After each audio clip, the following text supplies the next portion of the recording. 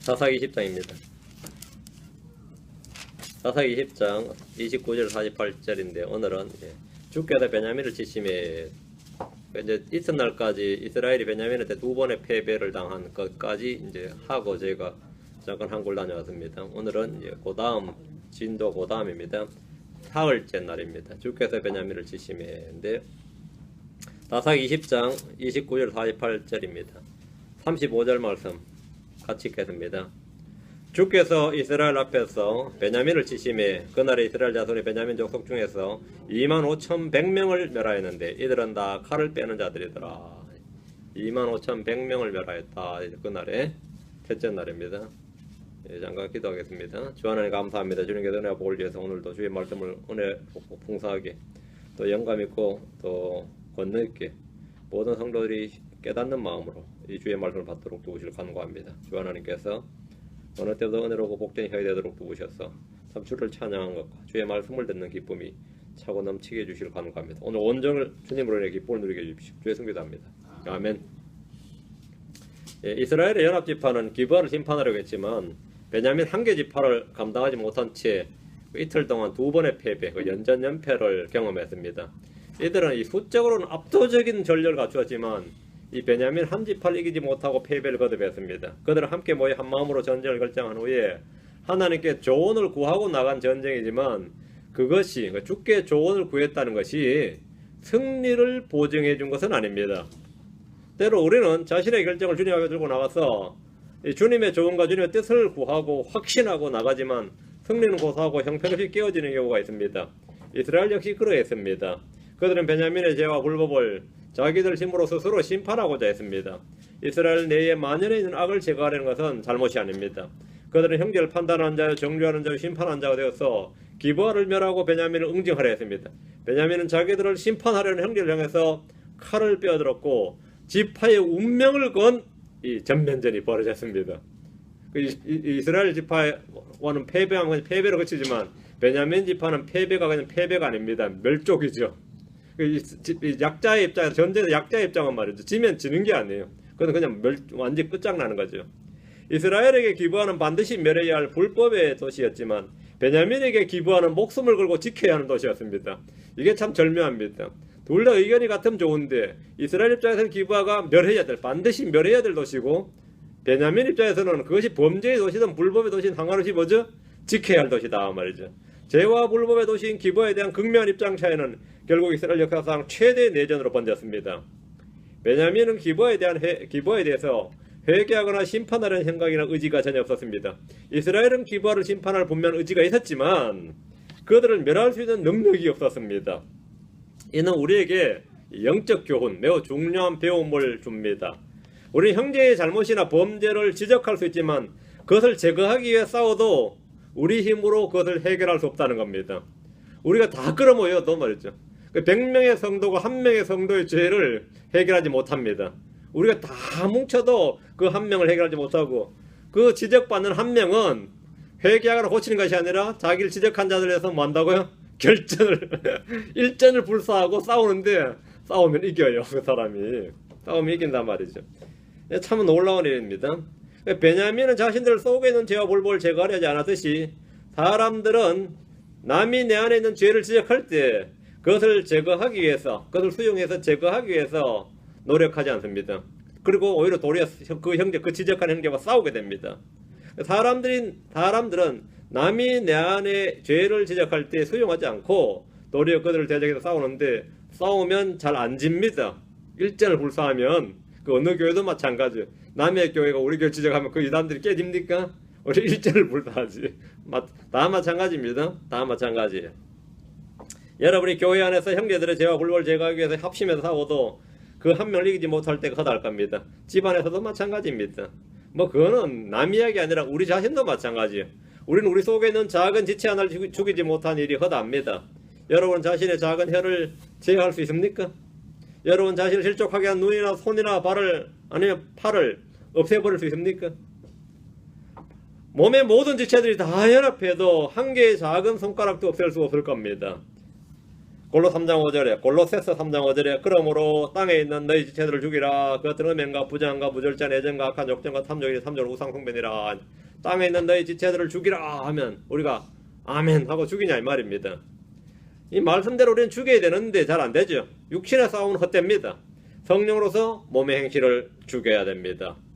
이스라엘도 마찬가지였습니다. 베냐민의 기부화를 점령하기 위해서는 육신의 힘으로 되지 않습니다. 성령으로서 아마 주의 권능 주님의 도우심으로서만 기부화를 이길 수 있습니다. 자, 본문을 보겠습니다. 29절 30절입니다. 20장 29절 30절. 이스라엘이 기부와 사방에 복병을 누니라. 이스라엘 자손이 셋째 날에 베냐민 자손을 치러 올라가서 다른 때와 같이 기부화를 마주보며 전열을 갖추니, 일단 복병을 둔 것 빼고 나머지는 전날과 같이 했습니다. 오기로 밀어붙인다는 식으로 그걸 보여준 거예요. 두 번의 패배 후에 이들은 주님께 나아가 이 싸움을 계속해야 하는지 아닌지 물었습니다. 그때 주님께서는 올라가라, 내일 내가 그들을 내 손에 넘겨주리라, 이렇게 승리를 약속해 주셨습니다. 이스라엘 이틀간 두 번의 전쟁을 통해 4만 명이나 죽었습니다. 엄청난 이 피해였죠. 40만 명의 군대 중에 정확하게 10분의 1이 죽었는데, 이는 마치 이들이 11조를 들여진 것, 이들이 11조로 들여진 것과 같았습니다. 형제의 죄와 불법을 심판하려던 그들은 자신들 속에 있는 불법과 죄를 먼저 해결해야 했던 것입니다. 셋째 날 이들은 주님께 승리의 약속을 보증받았습니다. 주님은 이들을 충분히 징계하신 후에 승리를 약속해 주셨는데, 죄와 불법의 징계와 심판이 주께 속한 것임을 보여주신 것입니다. 승리의 약속을 받은 이스라엘은 이전과 달리 군대의 수나 힘으로 밀어붙이는 대신에 이 작전을 세웠습니다. 그것이 뭐냐면 매복작전이었어요. 매복작전. 승리의 약속을 받은 이스라엘은 이전과 달리 이제 뭔가 계획을 세워서 차근차근 전쟁을 했습니다. 비록 그들보다 훨씬 더 많은 수였지만 사방에 복병을 두었습니다. 그리고 앞서 두 번의 전투 때와 마찬가지로 기부화를 마주보며 전열을 갖추었는데, 이것은 이전과 같이 싸운다는 식으로 보여준 겁니다. 일종의 속임수죠. 위장전술입니다. 마치 오기를 부린 것처럼 보인 겁니다. 그래 이제 베냐민이 뭐죠? 이제 힘을 내서 또 이번에도 뭐 문접시킨다 이렇게 말. 두 번의 패배도 동일한 작전을 쓴다는 것은 상대에게는 놀라운 자신감을 심어주는 겁니다. 그리고 한마디로 방심을 유도하고 적을 이끌어낼 수 있는 겁니다. 이제 우리 야구하는 형제분이 계셨는데 어떤 친구가 그러더라고요. 두 번을 일부러 헛스윙해 준다 그래요. 일부러. 그럼 투수가, 어리석은 투수는 말이죠, 꼭 제가 그 공이 약한 거로 해서 꼭 그 코스를 또 던진대요. 그럼 그걸 날려버린다 그러더라고. 전에 그 이야기를 들었는데, 야, 그 사람도 지혜롭구나. 일부러 크게 자기가 좋아하는 공이 들어왔는데도 불구하고 한번 헛스윙을 해준다는 거예요. 헛스윙을 해주면 뭡니까? 이 공이 약하구나 해서 또 던진다 이거야. 몇 번 하다가 그 공만 노리고 있다가 친다는 거예요. 지금 이 유다가, 이스라엘의 한 전술이 바로 그거였어요. 두 번의 패배를 했으니까 똑같은 뭐를 보여주는 거죠. 똑같은 걸 보여주면서 했는데, 사실 이번은 사실 속임수가 있었다. 그 위장전술이 있었다 이 말입니다. 31절입니다. 베냐민 자손이 백성을 치려고 나오다가 유인을 받아 그 도시에서 떠났더라. 그들이 큰 길 곧 한편은 하나님의 집으로 올라가는 길이요, 다른 한편은 들에서 기부하러 가는 길에서 다른 때와 같이 백성을 쳤어 이스라엘 사람 30명가량을 죽이기 시작하였더라. 그 베냐민 자손은 두 번이나 이미 승리했기 때문에도 이번에도 똑같은 수법, 전법을 사용하는 이스라엘 향해서 거침없이 공격을 가했습니다. 그래서 아주 중요한 말이네. 그 도시에서 떠났더라. 그 수비대, 이 병력이 적은 쪽에서는 말이죠, 일단 무조건 수비를 하는 겁니다. 수비를 하면 일당백도 잘하면 감당할 수 있습니다. 근데 수비를 해야 될 수비군이 말이죠, 그 수비하는 자세, 이 처소를 떠나게 되면 끝장이 나는 거예요. 공격군은 무조건 그 자리에 떠나게 유인을 해야 되는 겁니다. 그 도시에서 떠났더라 이 말은 베냐민의 중대한 실수입니다. 병력이 10분의 1도 안 되는데 그곳을 떠나면 어떻게 되는 거죠? 그건 이제 중대한 지리적 이점을 다 포기하게 되는 거죠. 아직도 예전에 10배 이상의 전력을 갖춘 상대를 맞아서 도시를 떠난다는 것은 뭐 거의 자살행위나 다름없습니다. 그들은 도시의 성배에서 견고한 방어태세를 잘 갖춘 채 공격 초는적을 맞아서 싸워야 됩니다. 하나님의 집으로 가는 길이란 미스바로 가는 길을 말합니다. 베냐민은 미스바와 기부하러 가는 길목에서 이스라엘 사람 30명가량을 죽이기 시작했습니다. 베냐민이 이미 승리에 대한 자신감으로 거침없이 공격을 했고, 이스라엘은 도망하다가 이제 몇 명이 죽은 정도입니다. 32절. 베냐민 자손이 이르기를 그들이 처음과 같이 우리 앞에서 패하였도다 하였으나 이스라엘 자손이 이르기를 우리가 도망하여 그들을 그 도시로부터 큰 길로 유인하지 아니라. 그 도시로부터 뭐라고요? 큰 길로 유인하자. 큰 길로만 끄집어내면 뭐죠? 이건 병력의 수가 뭐 상대가 안 되는 거죠. 10대 1이니까. 이스라엘 자손은 도망하면서 그들을 기브아로부터 큰 길로 유인을 했고, 그들은 이 작전을 이제 간파하지 못한 채 그들이 처음과 같이 우리 앞에서 패하였도다 이렇게 선포하면서 막 더 신나서 이 수비를 해야 될 구병사들이 추격조가 돼가지고 추격조가 돼서 공격을 감행한 겁니다. 도시에서 멀리 떨어지게 해두어야 전쟁을 한결 수월하게 할 수 있습니다. 우리가 도망하여 그들을 그 도시로부터 큰 길로 유인하자. 이런 섬이나 도시 안에 진을 치고 있는 군대를 밖으로 빼내기 위한 전형적인 이 작전입니다. 이스라엘 이전처럼 사람의 수를 의지하거나 힘으로 몰아붙이는 대신에 유인하면서 도시 사방에 숨겨둔 매복군들이 도시를 점령할 수 있도록 쉽게 들어갈 수 있도록 했습니다. 33절 이스라엘의 모든 사람은 자기 처소에서 일어나 바알다밀에서 진열을 갖추었고 이스라엘의 복병들은 자기들의 처소 곧 기브아의 초원에서 나왔더라. 베냐민은 기브아를 떠나지 않고 도시를 지키는 수비를 해야 되는데 두 번의 승리에 도취되어서 도시를 떠나 공격군이 되어버렸습니다. 적은 수의 군대가 다수를 맞이할 때는 언제나 견고한 수비를 통해 역습을 가하는 것이 기본입니다. 그런데 이번엔 수비를 아예 하지 않고 공격을 하면서 유인한 적들을 보면서 추격을 했습니다. 이스라엘의 모든 사람이 자기 처소에서 일어나서 바알다말에서 진열을 갖추었고 복병들은 숨어있던 기브아의 초원에서 나타났습니다. 이제 진퇴양난이 되어버린 거죠. 이스라엘 한 개 지파가 아니라 모든 군대가 다 일어나 버린 겁니다.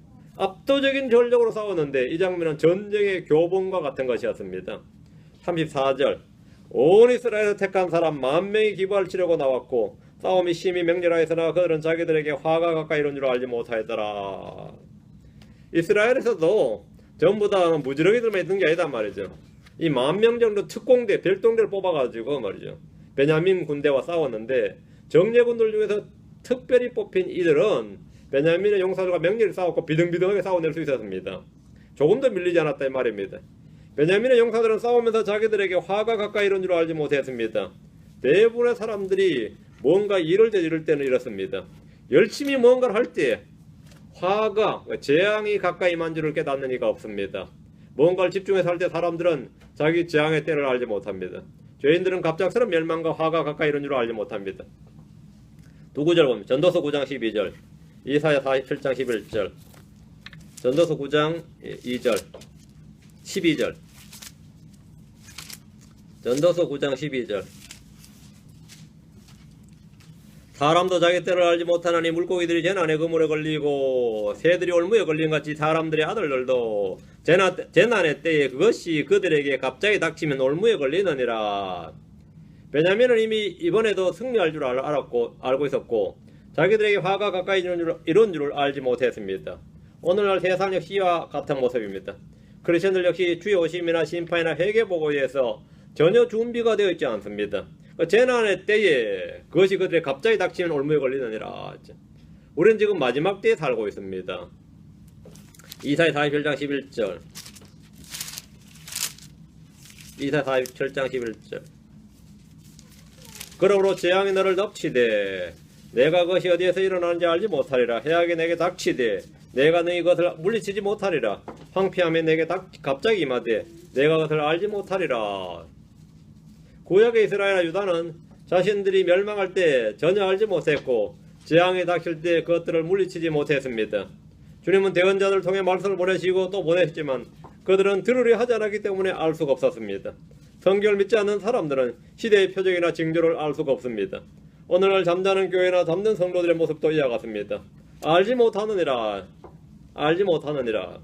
데살로니가전서 5장 3절입니다. 신약로서 데살로니가전서 5장 3절.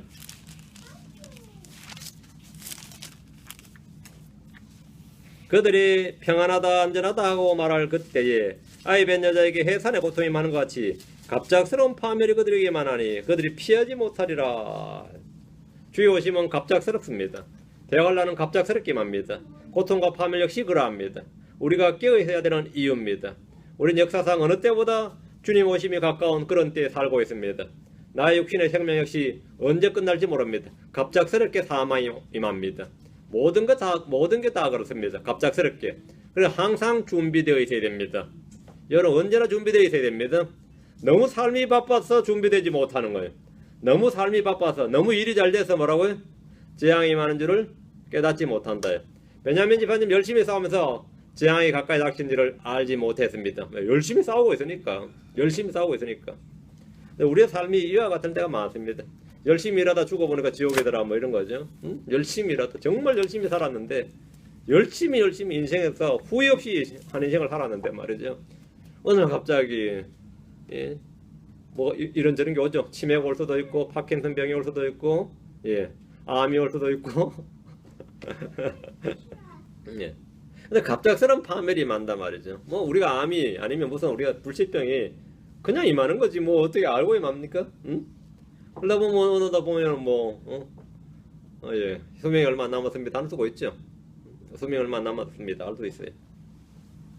35절입니다.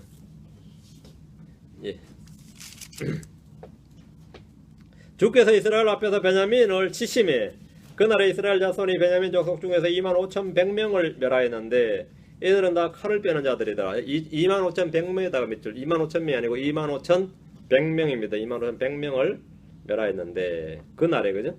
여기서 우리는 주께서 베냐민을 치심해란 말을 봅니다. 전쟁은 이스라엘과 베냐민 사이에 있었지만 베냐민은 이스라엘 연합지파에게 패한 것이 아니라 주님께 패배했습니다.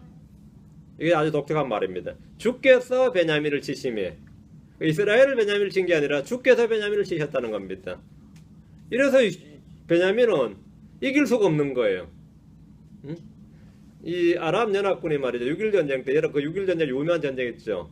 6.1 전쟁 때 이스라엘이 완전 연전연패하고 대패를 당했는데 심지어 어떤 일이 있었냐면 이스라엘 탈영병 한 명이 상대의 연대병력인가 사단병력을 물리친 적이 있어요. 탈영병 한 명이. 그 하도 이 사이가 전쟁 끝나고 나서 그 너희들이 왜 이 한 명한테 항복했냐 하니까 그 아랍 연합군이 하는 말이 우리는 그 사람 한 명을 본 것이 아니라 사람과 싸워서는 이길 수 있지만 천사와 싸워서는 이길 수 없다 그랬어요.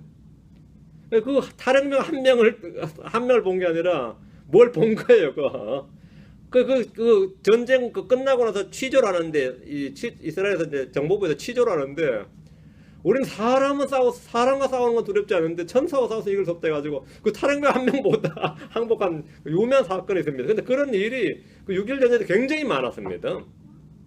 그 압도적인 전력 가지고 이스라엘 쓸어볼 것 같았는데 사실은 6일 만에 완전히 아랍 연합군이 망해버렸어요. 그때 모세 다이안 장군이라고 알 겁니다. 액구 장군이라고 모세 다이안 장군이 전쟁 영웅이었는데 사실은 자기가 한 전쟁이 아니라 주께서 그들을 치심해였습니다. 주께서 그들을 치심해. 우리 인류 역사상 이런 전쟁은 굉장히 많이 있습니다. 굉장히 많이 있어요. 뭐 전차 부대가 막 달려가는데 다 빠져버린 거예요. 밤새 사실 그 늪지대 풀이에 거기 비가 내렸던 겁니다. 그래서 풀이에 있으니까 이 비가 많이 내린 줄 모르는 거예요. 독일 전차부대가 거다 그 늪에 다 빠져버린 거예요. 이게 대체 뭔 일인가? 어제까지 괜찮았는데 밤새 비 내린 줄 아무도 몰랐어요. 뭐 전쟁의 이 비사를 보면 사람이 싸워 이긴 전쟁 같아도 그렇지 않은 전쟁이 수두룩 갑니다. 여기도 마찬가지예요. 주께서 베냐민을 치심해. 베냐민이 이스라엘 연합지파에게 패한 것이 아니라 주께 패했습니다. 주님이 그를 치셨고 이스라엘은 주의 칼로서 베냐민의 용사들 중에 25,100명을 멸했습니다. 처음 모인 베냐민 용사들이 26,700명이었는데 하루 만에 이 정도의 병사가 죽었다면 거의 전멸했다고 볼 수 있는 패배입니다. 주님께서 친히 전쟁에 참여하셨고 그들을 치셨기에 베냐민은 이스라엘을 이길 수 없었습니다. 주께서 함께 하시는 사람, 주의 편에 선 사람은 다수고 승리자입니다. 우리가 주와 함께 있다면 승리는 노량물입니다. 전쟁은 주께 속한 것이기 때문입니다. 베냐민은 주가 없는 이스라엘 상대로 이겼지만 주께서 함께 하시는 이스라엘이 이길 수가 없었습니다. 영적 전쟁도 마찬가지입니다. 죄나 세사나 마귀나 육신이 우리를 언제든 이길 수 있지만 주와 함께하는 그 사람은 아무도 이길 수가 없습니다. 주님이 그의 방패가 되고 그의 산성이 되고 요새가 되고 피난처가 되면 아무도 그를 이길 수가 없습니다. 사무엘기상 17장 47절에 또 주께서 칼이나 창으로 구원하지 아니하심을 이 모인 온 무리가 알게 하리라. 전쟁은 주께 속한 것인지 그분께서 너희를 우리 손에 넘겨주시리라. 전쟁은 주께 속한 것인지 그분께서 너희를 우리 손에 넘겨주시리라. 이 말씀대로 전쟁은 언제나 주님에게 달려 있습니다. 영적 전쟁이나 믿음의 선한 싸움도 마찬가지입니다. 죄의 소욕이나 육신의 정욕이나 옛사람의 기질이나 세상의 정욕이나 안목의 정욕을 이기고 싶다면 여러분은 전쟁이 주께 속한 것임을 분명히 알고 믿어야 됩니다. 여러분이 그분의 편에 서면 언제나 승리는 여러분에게 노량물로 선물로 주어지는 겁니다. 여러분 스스로 힘으로 아무리 해서도 이길 수 없었던 것이 단 한순간에 이기는 그런 놀라운 체험을 자주 할 수 있을 겁니다. 여러분 그 원리를 잘 기억했다가 평생의 모든 일에서 그 믿음의 원리를 적용해야 됩니다. 그것이 바로 믿음으로 사는 겁니다. 믿음으로 사는 겁니다. 역대기야 20장 15절에 그가 이르되 온 유다와 예루살렘 거주민들과 여호사밧 왕이여 너희는 귀를 기울일지어다. 주가 이같이 너희에게 말하노라. 이 큰 무리로 인하여 두려워하거나 놀라지 말라. 그 전쟁은 너희에게 속한 것이 아니요 하나님께 속한 것이니라. 그 전쟁은 너희에게 속한 것이 아니요 하나님께 속한 것이다. 우리의 전쟁은 혈과 육에 대항한 것이 아닙니다. 이 전쟁은 하나님에 속한 것이란 분명한 사실을 명심하고 우리는 그리스도의 군사, 좋은 군사로 부름받았고 그리스도에 속한 군대라는 사실을 기억하시기 바랍니다. 주님이 바로 전쟁해 주시고 우리의 구원의 대장이십니다. 36절부터는 전쟁에 대한 좀 상세한 설명인데 35절까지 전쟁의 개략적인 설명이고 다시 한번 설명하는 겁니다. 내용이 중복됩니다. 때로 이런 부분에서 성경의 오류나 모순이라고 생각하는 분들이 있습니다. 어떤 분들은 이 성경의 모순이나 오류를 고친다고 본문의 숫자를 뜯어 고치기도 합니다. 35절에는 보면 25,100명이라고 나오는데 46절에는 25,000명이라고 나오고 100명의 차이가 있죠. 이러면 오류네 모순이네 이런 식입니다. 이는 성경의 모순도 오류도 아닙니다. 35절은 베냐민 용사들의 합계고 46절은 베냐민 용사들 중에서 길에서 죽은 사람들입니다. 100명은 그럼 수비대죠. 100명의 차이는 남아있던 도시 수배대의 숫자입니다.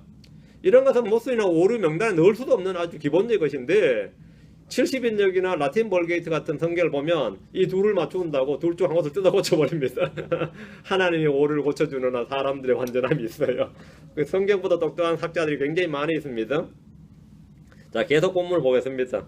또 성경이 무지한 사람들은 또 이런 걸로 따지면 말이죠. 그렇네 그러고 있어요. 정말 그렇네 그러고 있다고. 우리는 그런 사람이 되어서는 안 됩니다. 자, 36절 37절 이에 베냐민 자손이 자기들이 피한 것을 깨달았으니 이스라엘 사람들이 자기들이 기브아 옆에 둔 복병들을 믿고 베냐민 족속에게 자리를 내주매 복병들이 급히 나와 기브아로 돌격하고 나아가면서 칼날로 온 도시를 쳤더라. 이제 매복한 군사들이 도시로 들어가 버린 거죠. 베냐민 자손은 자기들이 피한 것을 깨달았습니다. 이스라엘 사람들은 기브아 옆에 매복군을 두고 싸우다가 복병들을 믿고 베냐민 족속에게 자리를 내준 겁니다. 복병들은 급히 기브아로 돌격하고 나가면서 칼날로 온 도시를 쳤습니다. 견고하게 도시를 수비해야 할 베냐민은 이스라엘 추격하기 위해서 도시를 비워두었기 때문에 매복군은 쉽게 도시로 들어가서 그들을 칠 수 있었던 겁니다. 도시로 다시 들어가려 해도 이미 밖에서 25,000명이 죽어버렸기 때문에 남은 병사도 별로 없었습니다. 도시는 텅 빈 상태로 매복군을 맞이했고 복병들은 칼날로 닥치는 대로 온 도시를 유린했습니다. 38절 이제 이스라엘 사람들과 복병들 사이에 약점한 표적이 있었는데 그것은 곧 그들이 그 도시에서 연기와 함께 큰 불꽃이 치솟게 하자는 것이니라. 그럼 도시를 점령했다는 뜻이죠. 복병들이 기브아 도시를 점령하면 그 도시에서 연기와 함께 큰 불꽃이 치솟게 하도록 약정을 했는데 이는 무사히 도시를 정복했다. 점령했다는 표시입니다. 도시 밖으로 나와서 전쟁을 하던 베냐민은 안팎에서 공격을 받게 되었고 그 불꽃을 볼 때도 우리의 터전 그 본부가 유린했다. 이걸 알 수 있는 거죠. 39절입니다. 이스라엘 사람들은 싸움에서 물러가고 베냐민이 이스라엘 사람들 중에서 30명가량을 쳐서 죽이기 시작하였으니 이는 그들이 이르기를 분명히 그들이 처음 싸움에서 저는 우리 앞에서 패하였다 했기 때문이더라. 자, 앞의 말씀과 반복되죠. 다시 상세하게 기술하는 겁니다. 이스라엘은 베냐민에게 패하는 채 하면서 물러갔는데 베냐민 이들 중 30명가량을 쳐 죽이면서 이번에도 자기들이 승리한 줄로 알았습니다. 그들은 거침없이 공격했고 이스라엘은 패해서 도망가는 모습이었기 때문입니다. 그러나 이것은 그들을 밖으로 유인하는 작전이었습니다. 기브아 옆에 매복해 있던 복병들이 쉽게 도시 안으로 들어갈 수 있도록 그들은 도망자 역할을 했던 것이고 그들을 이제 자신을 쫓아오도록 유인을 했던 겁니다. 베냐민은 도망치는 이스라엘을 보면서 분명히 그들이 처음 싸움에서처럼 우리 앞에서 패하였다 이렇게 말했지만 패한 것은 자신들입니다. 40절 그러나 불꽃이 연기기둥과 함께 그 도시에서 일어나기 시작할 때에 베냐민 족속이 자기들의 뒤를 바라보며 보라 도시의 불꽃이 하늘까지 올라갔더라. 도시를 비워둔 게 악수였던 거죠. 치명적인 악수였던 겁니다. 도시 안에서는 불꽃이 연기기둥들과 함께 치솟았습니다. 기브아 도시가 점령되었다는 신호입니다. 복병들이 이미 기브아로 들어가서 칼날로 그들을 멸하기 시작했습니다. 보라, 도시의 불꽃이 하늘에까지 올라갔더라. 심판의 표징입니다. 베냐민은 자신들의 도시 기브아를 지키기 위해 군대를 동원했고 전쟁을 했지만 결국 도시는 유린되어 망하고 말았습니다. 사람들은 저마다 자기가 지키고 싶어하는 기브아가 있습니다. 형제들의 고민이나 충고를 거부하고 도리어 그것을 지키기 위해서 싸움을 택하는 길은 그런 기브아가 저마다 있습니다. 그걸 사람들은 뭐라 그러죠? 마지막 남은 자존심, 그렇게 말해요. 다른 건 다 몰라도 이거 하나 못 건드리면 내가 못 참는다 이거예요. 그냥 머리에 꽃을 꽂은 여자도 꽃을 건드리면 가만히 있지 않는다 그러잖아요. 다른 거 다 건드려도 놀려도 되고 때려도 가만히 있지만 내 머리에 꽂은 꽃 하나 건드리면 나는 못 참는다 이거예요. 여러분에게 그 꽃이 뭐냐 이거예요. 그게 기부합니다. 그거 보기 싫으니까 치워버려라 그러면 난리 나는 거죠. 어떤 사람은 그게 종교예요. 어떤 사람은 그게 직업이고, 어떤 사람은 그게 가족이고, 어떤 사람은 그게 자기 연민입니다. 그거 건드리면 뭡니까? 형제고 뭐고 필요 없어요. 그거 건드리면 목사고 뭐고 필요 없고. 저도 그거 건드렸다 여러 사람 놓쳤습니다. 저는 꼭 그걸 잘 건드려요. 당신 상당히 그 성경 아닐 것 같아 무식하다 그러면 그게 그 사람 최후의 보루였는데 내가 그걸 건드려 버린 거예요. 그럼 끝납니다. 목사고 뭐고 눈에 보이는 게 없어요. 그때부터는. 그때부터 내가 니보다 더 안다는 거 증명하기 위해서 말이죠. 목사 설교 말이죠. 사사 죽기 시작하는데 약점 잡아내려고 감당 못해요. 그래 그거 한번 건드려 버리면 이 화해도 잘 안 됩니다. 그런 거 여러 번 건드렸거든요. 건드리면 안 되는 걸 건드린 거죠. 제가 기부아를 건드린 거예요.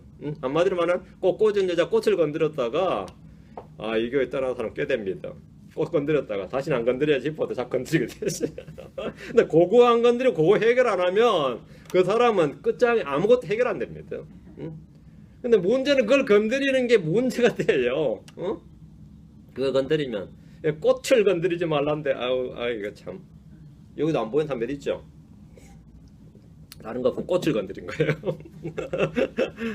근데 반대로 저한테도 마찬가지예요. 나의 꽃을 건드리면 영린을 건드렸다 그래요. 영린을 건드리지 말라. 영린이란 말 아시죠? 예, 우리 집사람이 제 영린을 잘 건드려요. 잘 아니까. 그거 살짝 건드리면 발칵하거든요. 그거는 아예 안 죽었다는 뜻이에요. 영린을 건드렸는데 발칵한다는 말은 아주 십자에서 자아가 덜 처리되었다는 뜻입니다. 덜 처리된 거 알면서 건드리면 안 되죠. 근데 처리됐나 안 처리됐나 한번 건드려 보는 거예요. 그죠? 처리됐나 안 처리됐나 건드려 보는 건데 지금은 그렇습니다. 저도 이제 연나이 돼서 그런지 상처는 별로 두렵지 않아요. 이번 수련에서 제가 그 이야기 했는데 다음부터는 상처를 보여주지 말고 흉터를 보여달라 그랬어요. 여러분도 마찬가지. 상처를 보여주지 말고 흉터를 보여달라요. 치유받은 걸 봐요. 상처가 있는 그 상처가 주의 말씀으로 주의 기름 부으심으로 말미암아 치유받았다 이거예요. 그건 괜찮은 겁니다. 그건 괜찮은 거예요. 그 기브아가 바로 그런 것입니다. 베냐민에게 기브아는 가장 치부였어요. 어찌 우리 도시에서 말이죠. 이런 일이 발생했다는 것이 이런 일로 형제들이 때로 몰려와서 죽이자 그럴 때 차라리 베냐민은 같이 죽자. 너희를 죽이든지 같이 죽자 이거였단 말이죠. 기브아는 이 베냐민에게 사실 베냐민이 기브아가 잘했다는 게 아닙니다. 이건 우리가 그냥 알아서 처리할 테니까 너희들 가만히 좀 눈 감아 달라는 거지. 뭘 처리할 마음이 있는지 없는지 모르지만 사람들은 저마다 자신의 기브아가 있어요. 누가 말하면 내가 진짜 발각하는 나만의 기부아가 없는 사람이 없습니다. 다들 있죠. 솔직히 말해봐. 다들 있을 겁니다. 그 죄악과 범죄를 회개하고 심판을 내어줘야 될 기부아를 베냐민 철저히 목숨을 걸고 지키려고 했어요. 그걸 지키려고 했어요. 많은 죄인들이 주님 앞에 나와서 회개해야 될 것을 목숨을 주님을 거부하면서까지 지키려고 한단 말이죠. 그것이 재물이나 명예나 인격이나 권력일 수도 있고 마지막 남은 최후의 자존심일 수도 있습니다. 이것은 나의 옛사람일 수도 있고 자아일 수도 있습니다. 베냐민에게 기부하는 전쟁이나 죽음 그 이상의 것을 치르더라도 반드시 지켜야만 할 그런 어떤 것이었습니다. 그게 뭐 그리 소중한 거라고? 그게 뭐 그리 소중한 것이라고 우리는 이렇게 생각하지만 베냐민에게 그것이 아니었다는 겁니다. 베냐민은 자기들 안에 음행과 동성애와 살인이 자행되는 그런 도시를 버리거나 심판한 대신에 온 목숨을 다해서 온 힘을 다해서 그것을 지키기 위해서 칼을 택했습니다. 전쟁을 택했단 말이죠. 응? 여러분도 그런 거 건드리면 자 친형제 친자매하고 싸우죠. 왜 지나간 일을 자꾸 건드리느냐 뭐 이럴 수도 있고 그죠? 왜 자꾸 해결된 걸 건드리느냐 말이에요. 왜 자꾸 집어내느냐 이렇게 싸울 수도 있고 전쟁을 택합니다. 응? 한 번만 더 건드리면 니하고 나하고 다시 얼굴 안 본다 이런 거 있어요. 응? 교회 가는 물론 목사하는도 마찬가지예요. 한 번만 그따위 소리 들으면 다시 얼굴 안 본다 이거야. 뭐 그런 거 있죠. 이게 다 있습니다. 이것은 주의 심판이 임하기 전에는 결코 해결되지 않는 문제입니다. 자 41절입니다. 또 이스라엘 사람들이 다시 돌아설 때에 베냐민 사람들이 화가 자기들에게 임한 것을 보았으므로 놀라니라. 도망가던 이스라엘은 뒤로 돌아섰습니다. 도시 안은 불꽃이 솟아오르고 밖에서는 역습을 당하게 된 겁니다. 베냐민 사람들은 화가 자기들에게 임한 걸 보았습니다. 42절 그러므로 그들이 이스라엘 사람들 앞에서 등을 올려 광야길로 향하였으나 그들에게 싸움이 닥칠 때 이스라엘 사람들이 도시들에서 나온 자들을 그 도시들 한가운데도 멸하니라. 베냐민은 도망치던 이스라엘이 돌아서자 진퇴양난에 빠져서 급히 광야로 길을 향했습니다. 이들은 패잔병으로서 도망자가 된 겁니다. 이스라엘은 도시들에서 나온 자들을 그 도시를 한가운데서 멸했습니다. 이제는 전쟁이 아니라 그냥 진압하는 형식이 되었는데 이스라엘은 승리를 노량물로 취하는 것이 전부였습니다. 43, 44절입니다. 이와 같이 그들이 베냐민 족속을 에워싸고 추격하여 헷뜨는 쪽에 기브와 맞은편에서 그들을 쉽사리 짓밟음에 베냐민 중에서 쓰러진 자가 18,000명이었더라. 이들은 다 용사들이더라. 도망치는 베냐민은 이스라엘에서 포위가 되었고 추격하는 자들 앞에서 죽임을 당했습니다. 헷뜨는 쪽에 기브와 맞은편에서란 말은 실제 역사적 지리적 사건이지만 문학적 상징성도 엿보입니다. 성경에서 헷뜨는 쪽은 단순히 동쪽이 아니라 언제나 좋은 의미를 내포합니다. 헷뜨는 동쪽 편에는 유다 진영이 진을 친 곳입니다. 시편 50편 1절에 아삽의 시에 능하신 하나님 곧 주께서 말씀하시고 해뜨는 데서부터 해지는 데까지 땅을 부르셨도다 이렇게 말합니다. 해뜨는 곳에서부터는 시작점이고 시작이 되는 곳입니다. 해뜨는 곳에서부터 해지는 곳까지 이러면 온 땅, 온 세상을 다 말합니다. 성경에서 이 표현이 굉장히 자주 나오는데 베냐민은 해뜨는 쪽에 기브와 맞은편에서 짓밟혔고 18,000명이 죽었습니다. 45절 그들이 돌아서서 광야로 도망하여 림몬 반석에 이르렀는데 이스라엘 사람들이 큰 길에서 또 그들 중에서 5,000명을 이삭 줍듯 하고 맹렬히 그들을 추격하여 기돔에 이르러 또 그들 중에서 2,000명을 죽이니라. 그러니까 5,000명 더 죽은 거죠. 5,000명 죽고 2,000명 죽고 7,000명 더 죽은 거냐? 그러니까 18,000명하고 7,000명이 25,000명이 되는 겁니다. 광야로 도망한 베냐민 용사들 또한 이스라엘 추격조에 일방적으로 당했습니다. 무사히 추격을 해서 다 잡아서 쫓겨온 건데 만약 그냥 놓쳐버리면 이것들이 게릴라 전법을 쓰게 되는 거죠. 전쟁이 길어지게 되는 겁니다. 그들은 큰 길에서 5,000명이 죽었고 기돔에서 2,000명이 죽었습니다. 항복에서 포로로 잡는 일이 없었습니다. 이스라엘은 베냐민을 보는 대로 닥친 대로 다 죽여버렸습니다. 이들은 모두 계산하면 25,000명이 됩니다. 도시에서 나와서 싸우던 베냐민 지파 용사들은 거의 다 죽었고 일부 600명이 광야로 도망을 쳤습니다. 46절 이로써 그날에 베냐민 중에서 쓰러진 모든 자는 칼을 뺀 25,000명이었는데 이들은 다 용사들이더라. 이것도 25,000명 했죠. 아까 35절인가 36절에 25,100명이라고 그랬죠. 이건 모순이 아닙니다. 그날 모두 죽은 자가 25,000명인데 이들은 처음에 군대로 모집한 수가 26,700명이었단 말이죠. 견고하게 기부할 수비하면서 싸우지 않고 도시에서 멀리 나온 베냐민 지파 용사들이 죽은 수가 25,000명입니다. 이곳은 35절과 비교해서 그 수에서 100명의 차이가 난다는 식으로 오해해서는 안됩니다. 47절 그러나 600명은 돌아서서 광야로 도망하여 림몬 반석에 이르러 림몬 반석에서 넉 달 지냈더라. 4개월을 이제 저항한 거죠. 4개월. 베냐민의 용사들 중에서 600명 광야로 도망해서 림몬 반석에서 넉 달을 지냈습니다. 이들은 최후의 이름까지 저항하겠다는 식으로 광야에서 게릴라전을 계획했는지 모릅니다. 이미 대세는 기울었지만 600명의 잔당들이 광야에서 있었고 결국 이들만 살아남았습니다. 이는 훗날 대환란 때 광야로 도망하는 자만이 살아남는다는 진리를 보여줍니다. 도망자만 살아남는다는 것은 대환란 때 진리입니다. 예레미야 48장 6절에 도망하여 너희 생명을 구원하고 광야에 히스나무같이 될지어다. 도망하여 너희 생명을 구원하고. 주님은 유대에 있는 자들은 산으로 도망하라고 하셨습니다. 대환란 때 광야로 도피하는 자들은 하나님 예비하신 한 처소가 있어서 거기서 살아남습니다. 도망하는 자가 사는 자다. 48절 이스라엘 사람들이 다시 베냐민 자손에게로 돌아와 그들을 칼날로 치되 모든 도시의 사람들과 짐승과 손에 닥치는 모든 것을 칼날로 치고 또 자기들이 다다른 모든 도시를 불살랐더라. 베냐민의 용사들 중 26,700명, 총 26,700명 중에서 25,000명이 죽었고 광야 600명이 있고 1,100명이 남았는데 이들이 칼날에 죽임을 당합니다. 셋째 날에 남은 1,100명 중에서 100명이 죽었습니다. 남은 자들 역시 포로 잡는 대신에 모두 처형해 버렸습니다. 베냐민 지파가 입은 피해는 기브아라는 도시 하나가 멸망한 것으로 끝난 것이 아닙니다. 이스라엘은 베냐민 자손에게 돌아와서 모든 도시의 사람들과 짐승과 손에 닥치는 모든 걸 칼날로 치고 모든 도시를 불살라 버렸습니다. 내전의 상처는 상상을 초월하는 것이었습니다. 전쟁에 참여한 용사들만 죽은 것이 아니라 베냐민은 민간의 피해가 엄청났습니다. 재산상의 피해도 엄청나고 인명과 재산의 피해, 도시들의 피해가 속출했습니다.